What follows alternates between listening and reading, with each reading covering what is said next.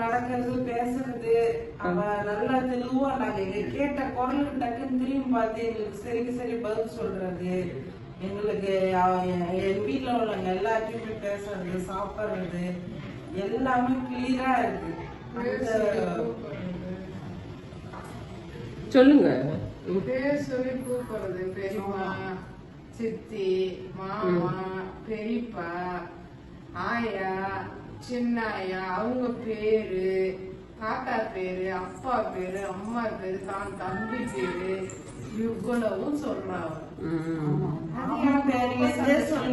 மாமா எங்க இருக்காங்க, இன்னொரு பெரிய மாமா, முத்து மாமா, எங்க முத்து மாமா காணோம், எங்க